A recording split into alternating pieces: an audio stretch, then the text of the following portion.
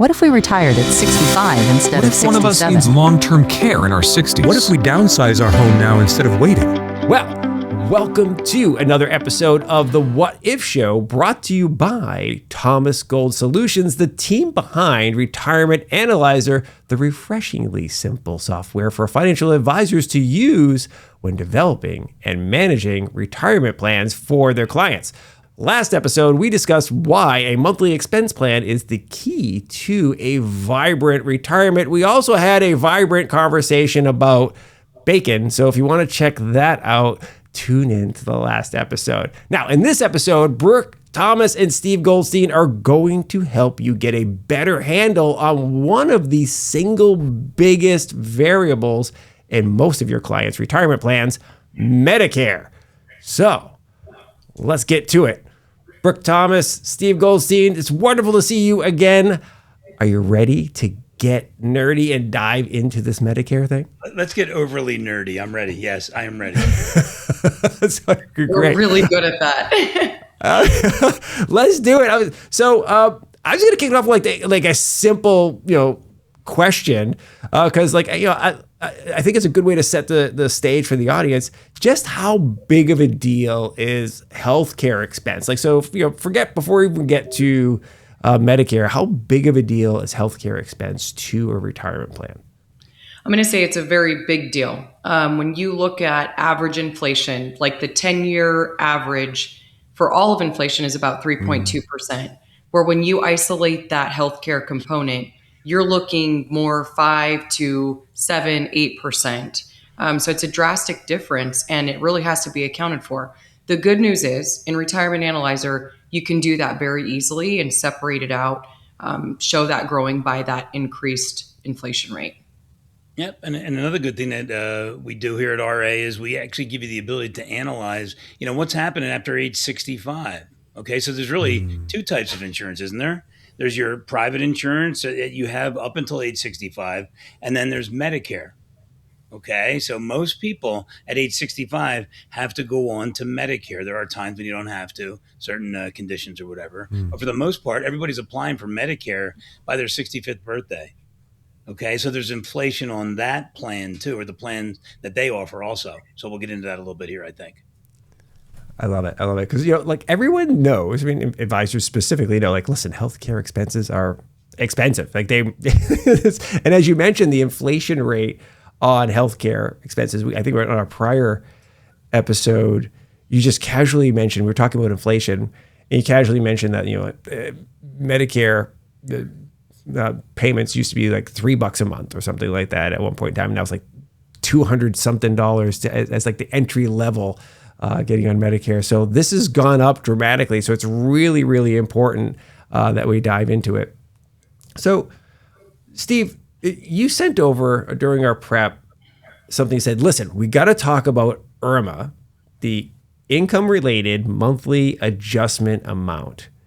And we got to explore why it's such a big issue. So I guess let's start with, can you give us a primer on what IRMAA actually is? And then we'll dive into why it's important. Yeah, but it's really, they kind of means test, right? Where you are when you're age 65. So let me paint the picture for you. If you're age 65 and you're still working, okay, the base price for Medicare in 2026 is $202.90. Medicare Part B, $202.90, and there's nothing for the drug plan at that point. Okay, so it's free, depending upon how much money you make. Not last year, but 2 years prior. Okay, so there's a bunch of moving parts here in this thing. But what they're going to do is they're going to actually look at what you make. Simply speaking, they look at what you make. If you make a certain amount, you have this thing called an income-related monthly adjustment amount, which kind of gets tacked onto the $202.90, and you're paying more each month for a year. And then once that year stops, they recalculate it for you. But if you're making a decent amount of money and you're over age 65, you're going to be paying more than the $202.90, the base that everybody else pays. And that's for a married couple right there. There are different rates for single people, obviously, but it's $202.90, and it's below a certain amount of what we call modified adjusted gross income. So without getting too technical here, you can actually pay more, okay, if you make more while you're on Medicare Part B and D their costs. So that's how it works. Yeah, and I just want to reiterate really simply what Steve said is your IRMAA is based on your modified adjusted gross income calculation. So MAGI is what we call it in the finance world. So for, the advisors who may be approaching planning for Medicare expenses for the first time with their clients, because maybe they're new advisors, or maybe their clients were younger and they didn't really think about it until suddenly just now their clients are starting to approach that age 65 mark, and they're now thinking more closely about it. What's the range? You mentioned 202.90. Like, how much do the payments go up? How high do they go up? Yeah, that's a good question. So the 202.90 is really the starting point. And remember, this is really a kind of a tiered platform. So 202.90, but it can increase all the way up to 689.90. So, and that's monthly. So quite a big range there. Now, the 689.90, you're talking about people that are earning like 750K or more. So the bulk of your clients aren't going to really fall into that category. I mean, hopefully they do, but the bulk of them likely don't. But just know that range is pretty drastic. And I think the one thing we have to mention here is that the 290, just like you're saying, is not for everybody. If you do make a certain amount of money after age 65, and a lot of people are working after age 65, I'm one of them. I'm not 65 yet, but I will work after the age of 65, and I don't have any plan to retire or whatever. But then what they do is, now that you're on Medicare, okay, they look at how much money you made 2 years before, 2 years prior. And just like Brooke was saying, I think it's called the modified adjusted gross income. So if we're sitting in 2026 right now, they're going to look at my 2024 modified adjusted gross income. Just real quick on this thing. If you guys know the tax return at all, okay, you come up with something called AGI, adjusted gross income, and then you subtract off the standard deduction, and then you come up with taxable income. Okay. What modified adjusted gross income is, they go back to where the AGI was before the standard deduction is subtracted off, and they add back some of the deductions you could have gotten from your wages during the year. So here's the deal. Just real simple. AGI and MAGI can be the same number if there's no add backs, or MAGI can be higher, but never lower than AGI. And that's the number we look at when we determine how much you pay, your premiums are per month for Medicare Part B and D. Yep. Well, and a lot of clients want to know, how are they coming up with this number, or how do they know? They literally will pull your tax returns to arrive at these numbers and do that 2-year look back, like what Steve's talking about. That's interesting. So to give an advisor like a kind of finger in the wind, like, so if they have a client who's, going to be retiring with, modified adjusted gross income, is that what MAGI? Nice. I like the way you're going. Yeah, I like it. I like it. If they have like, let's just say as a couple, they're $200,000 a year. Where is that number high level, so that an advisor may have a picture in their head? Well, 200,000 is not going to get you to the second tier. I think the number, if I'm not mistaken, is 218. Is that correct? Correct. Right now. Yeah. Okay. So Brooke's right. I think what she said earlier. It's not going to be everybody. But the high earners, though, I mean, you could face. Here's the thing: if you're still working though and have no plans on retiring all the way up to age 70 or whatever it is, and you're successful, you could run into this problem here. You could, and so if you're not planning correctly, and you have another $400 a month coming at each person now, $400 a month, that's $4,800 a year. That's almost $10,000. That you have to plan on, that's leaving your account because you make too much money and have to pay a higher price for the insurance that most people are paying $202.90. Yep. Interesting. So Stephen, just so advisors are really clear on this. So if somebody is below the 218 level, they do not need to worry about IRMAA, correct? No, but they still have to pay the Medicare Part B and D price of $202.90. That's a first tier. Yep. Perfect. I don't know if you want to address it now, but Mike, we can go into this too. It's called I call it a cliff tier. Okay, so in Brooke's example, 218,000. Now, if your modified, this is how killer this is, right? If your modified adjusted gross income is $218,001, you move all the way up to the next tier. If you're $1 over, everything goes up to the next tier. It doesn't work the way federal income tax brackets work. So it's all you just get hit on all of it. That's what happens. Interesting. That's a Very good, interesting. that's something good to know, right? It's not just like, oh, you only pay, that 40% level when you get on the dollars above and beyond. Like, no. It's yeah. Not this time. Yeah. We're looking for deductions, baby. We're looking to get that income down. Awesome stuff. So, all right. So let's get into this Medicare parts B and D, because you mentioned it. And I want to go behind the curtain on this because, I gotta say, I really want to nerd out on this a little bit because I watch a lot of sports. And in the morning when I'm drinking my coffee and I'm watching my sports show, I'm getting these Medicare commercials. Oh, we already have Medicare. No, we got to do this parts B and D. And then I think there's a C out there. I don't know there's a whole bunch of letters that they're marketing to me on my television while I'm drinking my coffee in the morning. And I'm not really paying attention because I'm not in that sweet spot just yet. But take us behind the curtain. Why is this important to know? And then what's the timing of this stuff? Really quickly, Steve, I want to make sure everybody's on the same page here. So Medicare Part A, you're looking at hospital coverage. Okay. B is medical coverage. C is going to be the Medicare Advantage plans. Okay. And then D is your prescription drugs, just so that everybody's really clear on the different parts that we're discussing here. Okay. And then so D makes sense. Stands for drugs. There you go. Yeah. That's the only thing that makes sense. Yeah, that's good. But there are A, B, C, and D, and Brooke's right, like hospitalizations A, and most people actually are covered for that without a charge. They take money from your check and the 1.45 or the 2.35, and they give you hospitalization. Okay. Now there's different time frames and things like that. I don't want to get overly into Medicare. We're not Medicare experts, but we do understand how this works, though. Okay. So B, you need it at age 65 and you have to start paying for it. B and D are together. Okay. And depending upon how much money, just like we said, your modified adjusted gross income is 2 years prior. That's how they determine what you'll have to pay. Okay. Now C, it's an advantage plan. All right. There could be a couple of different ones. There could be a supplemental plan where, and basically they cover a lot of the costs that the rest of Medicare doesn't.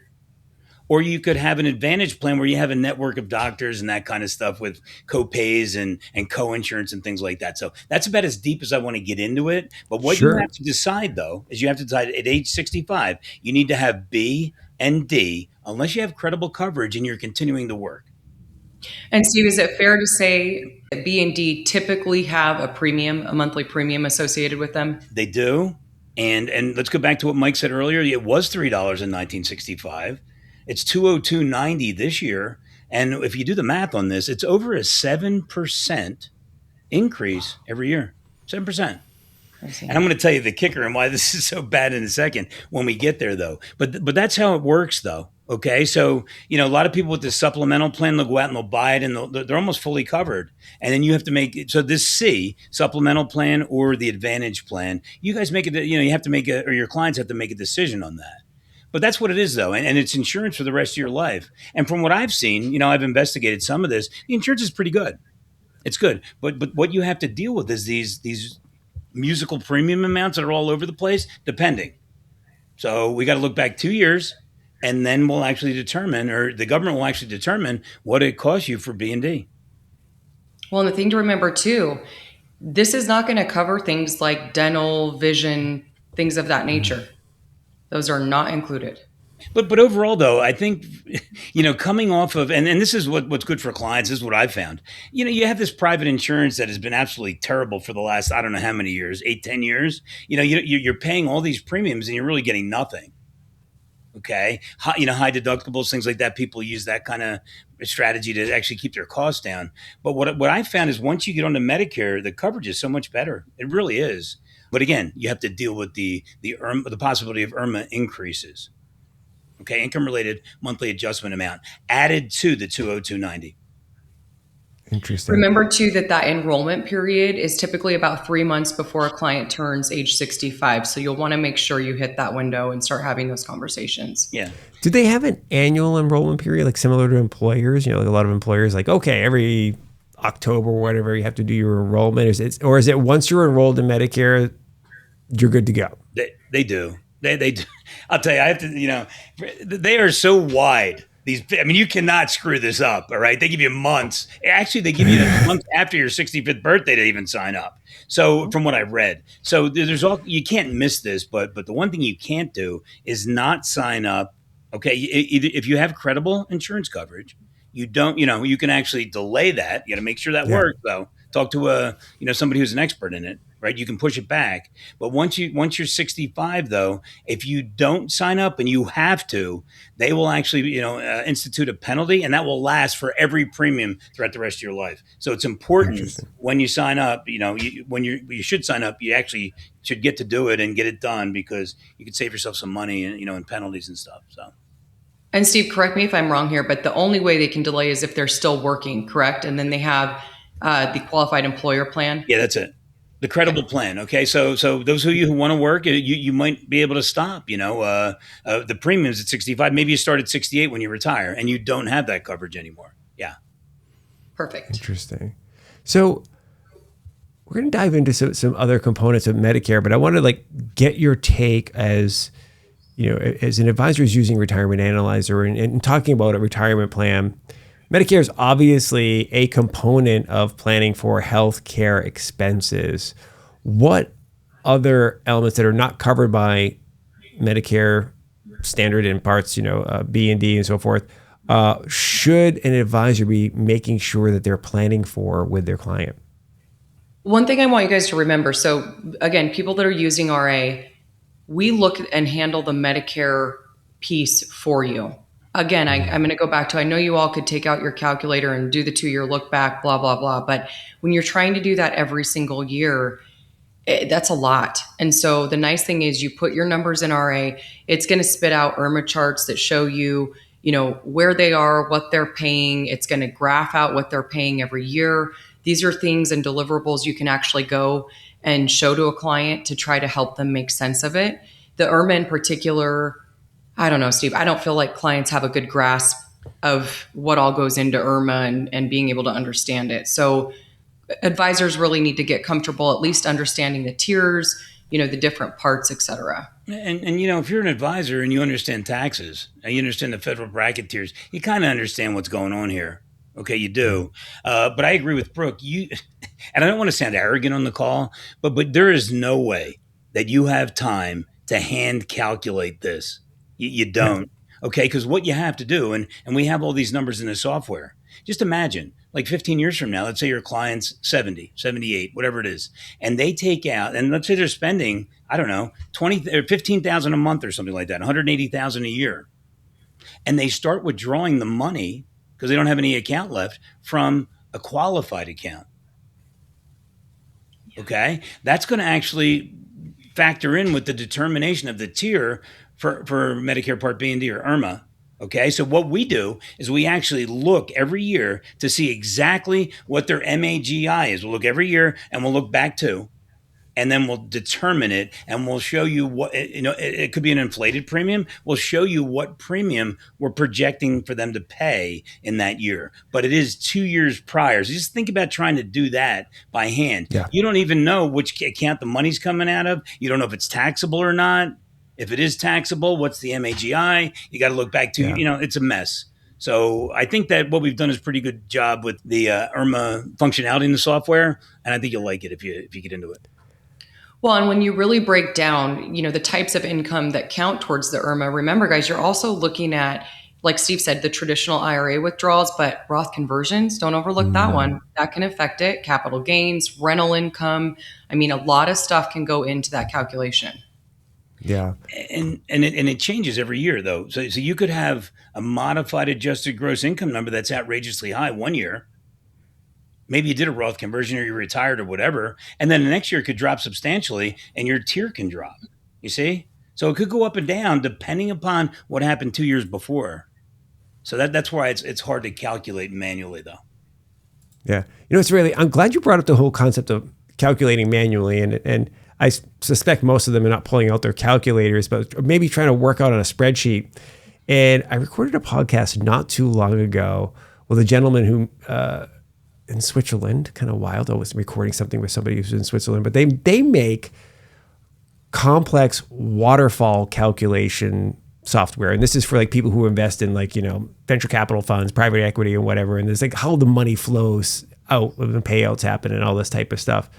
And he was talking about spreadsheets, and there's a lot of PE firms are still using roll your own, build their own spreadsheets, and they did this big study, not his company, but like one of the big KPMGs or whoever, the big study groups, and they found out that like it's something like 70% of complex spreadsheets built by spreadsheet jockeys, like people who do this professionally, have like significant errors in them. Excuse me. Can I say one thing, Mike?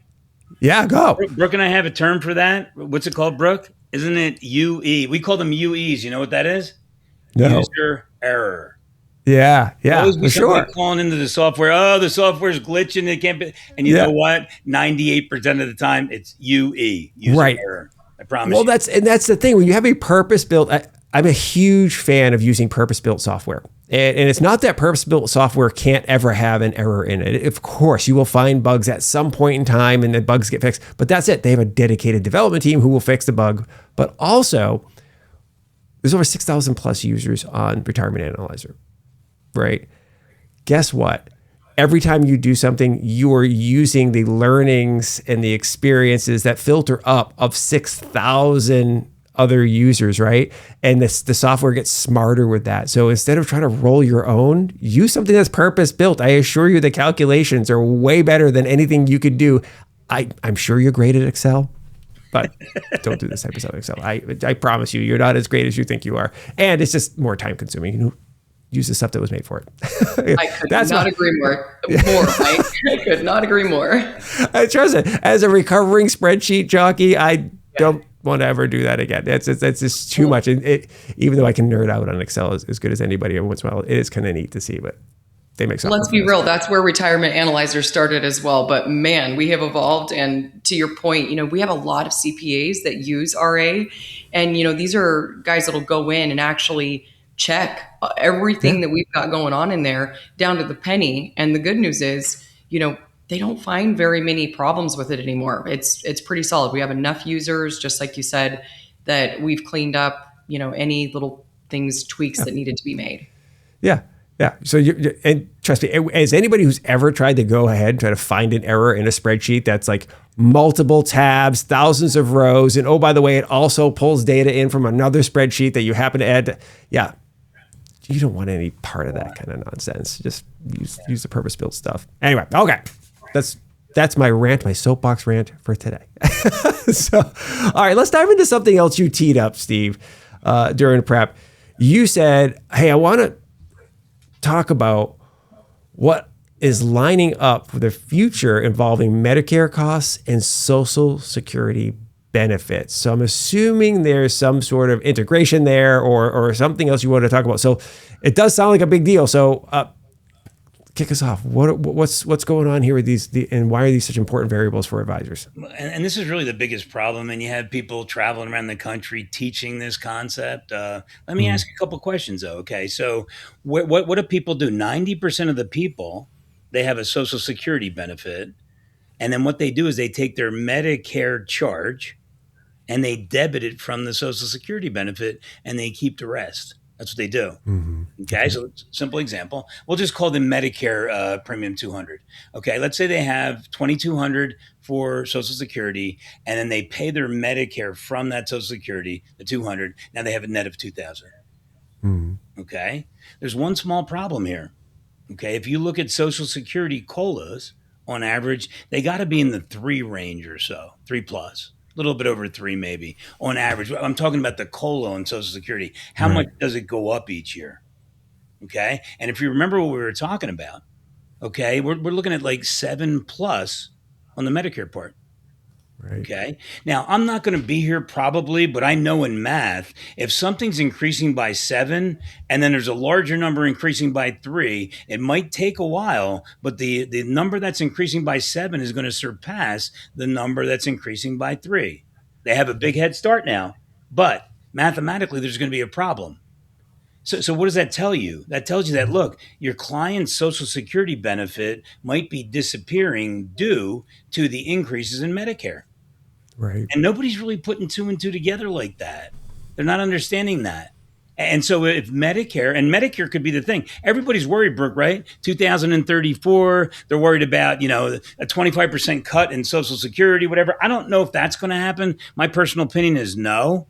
But what I'm more worried about is Medicare chewing into the Social Security benefit. That's kind of like the quiet decrease that nobody's really paying attention to, in my opinion. No, I totally agree with that. And I think, again, when you look at the cost of living adjustment on Social Security, it's pretty low, guys. Like in 2026, it's 2.8%.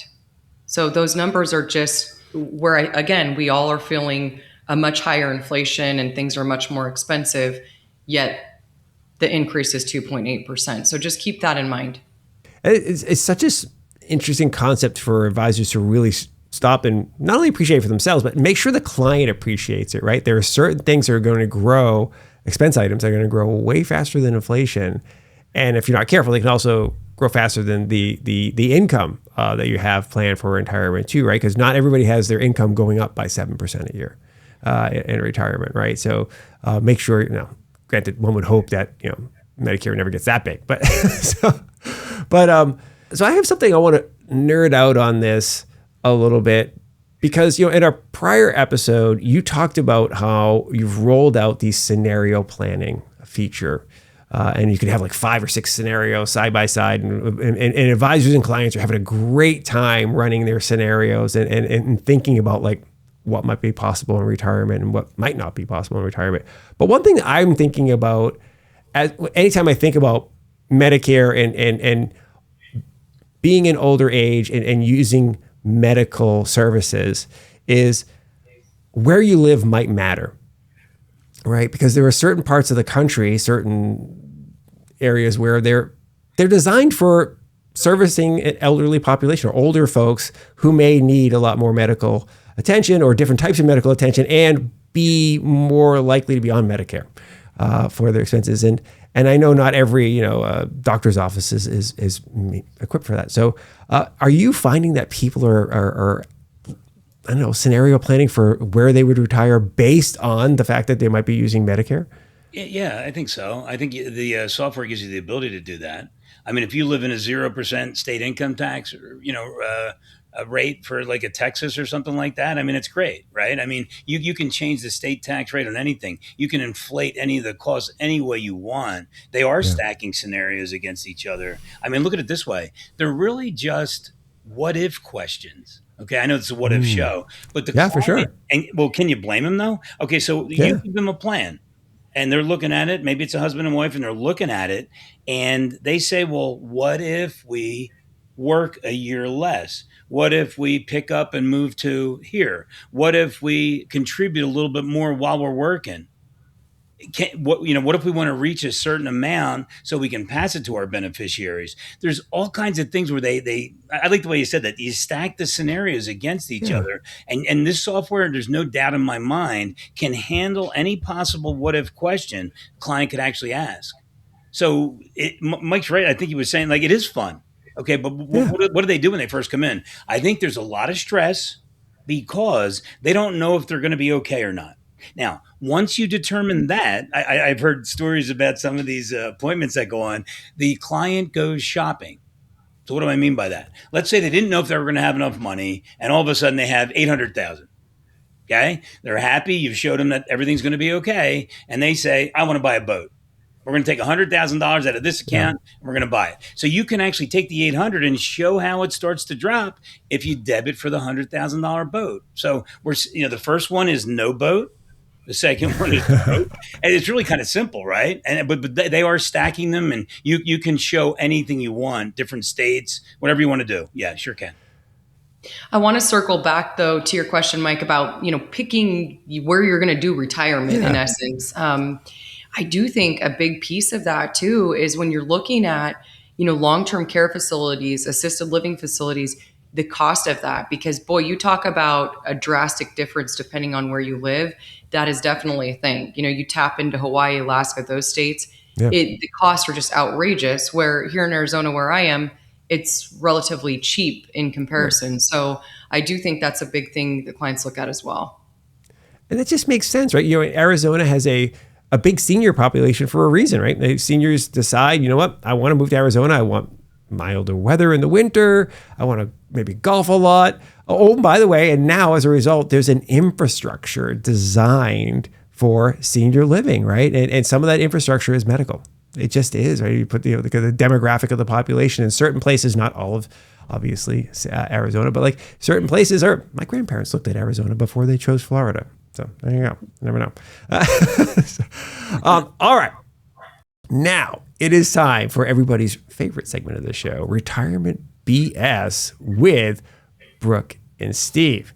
And today's Retirement BS topic is Medicare is just a fixed cost. You either qualify or you don't. So most clients and many advisors probably treat Medicare as like kind of this binary, predictable line item in the retirement plan. And I think I can anticipate your answers. But you turn 65, you enroll, you pay the standard premium, and done, fixed cost, and I don't have to think about it anymore. Is this retirement BS or a smart way of thinking? No. Are we in the same? No. I was waiting for you. Yeah. I was going to go rock, paper, scissors with you.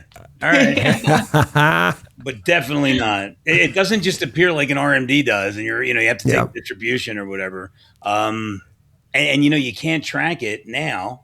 I mean, if you have a job and you're making a certain amount of money, you could put it into the software, but these are all projections. Yeah. But it's definitely all over the place when it comes to premium amounts. We just talked about that. If your MAGI in a given year, because of a Roth conversion or something you did, is like an aberration, it's high. I think, Brooke, if you can look up that form, I think the form is the SS4, I think.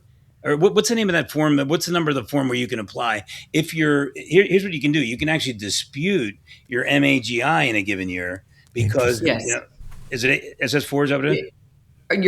Are you talking about where you can appeal it? You can appeal it, yeah. Yeah, you can. Okay. So if you have like outlier type of situations, divorce, retirement, something of that nature, you can actually go in and apply for an appeal.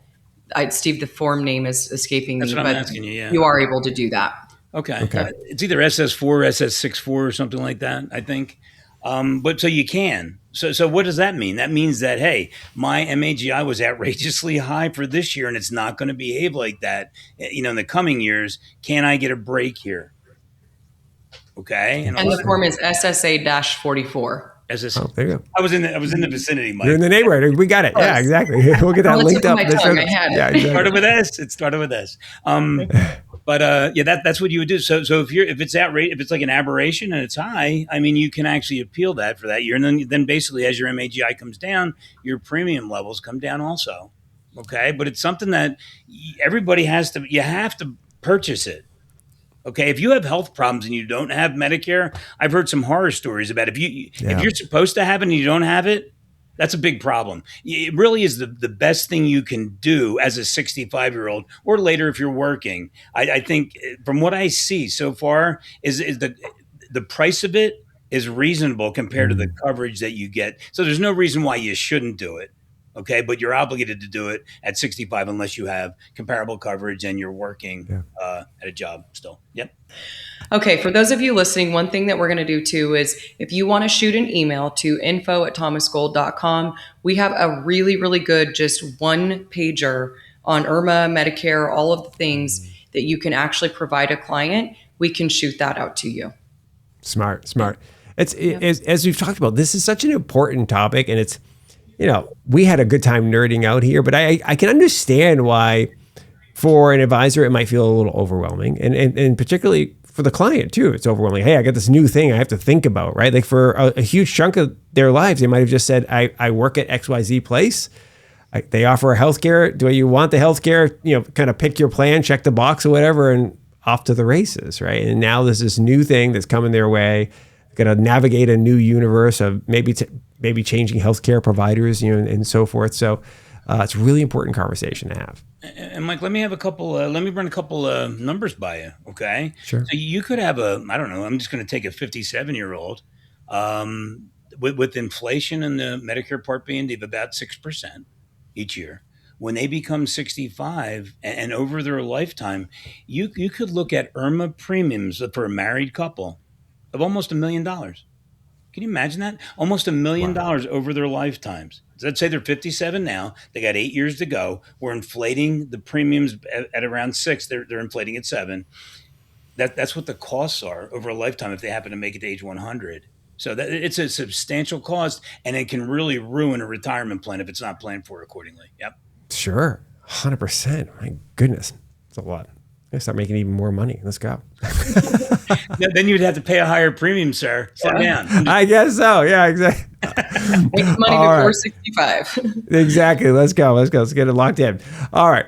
So for those of you in the audience, advisors, we want to hear from you. So if you work with clients who are currently on Medicare, what have been some of the biggest surprises or lessons you've learned that you're applying with your new clients or other clients in your roster as they plan for retirement? Love to hear from you, because all this stuff, if you're doing it for the first time or if you've been doing it for years, stuff's going to come up. You're going to learn new things. You're going to have to cross new bridges that you never knew existed. So let us know what's going on there. We can all learn. As I mentioned earlier, one of the great things about having software that is being used by over 6,000 advisors is you're learning and getting the benefit from all of those advisors. Well, the same thing here in this show. We want that type of engagement. We want to hear your comments, your feedback, your experiences, and then we can share that with the rest of the advisor population. Okay. As I say every show, make sure you subscribe to the What If Show on Apple Podcasts, Spotify, Amazon, the YouTubes, or wherever you like to get your podcast jam on. And if you have a question or suggestion for the show, hit us up. Just swing by retirementanalyzer.com or thomasgold.com and leave us a little comment. We'd love to hear from you. Mike, I have something I was thinking about, though, right here, just as you said that. What if we give a 10% lifetime discount on Thomas Gold merch when we get there? Okay, for the first 100 people to subscribe to the show. I love it. Merch. I want to be in on this merch game. You start sending me some shirts. I'll be wearing shirts. We get some awesome stuff on. I'm sorry. The first, how many, Mr. Goldstein? First 100, I said. I'm being very, very. We've already surpassed that number. So it's got to. For numbers like 1,378. Yeah. 1,478. There we go. Yeah.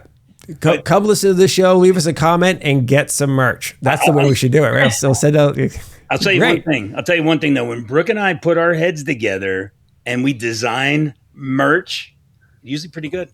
I got to tell you. I tell you what, you're going to want to get my opinion on the hats, though, because as a bald guy, shaves his head, the hat game is really important. You're in Arizona there, Brooke. I'm in Texas. Hats for bald men, really important when you leave the house because of the sun. And not all hats work. I'm a baseball hat guy. No. Some of them cut into your dome. So when you take your hat off, you get this big ring around the head that's just stuck there. You look like an idiot. Some people always worry about the hair. I'm like, no, I've got legitimate hat head after a hat. Really soft. You need it to be soft, and it's just be the right thing. So when we get to design, noted.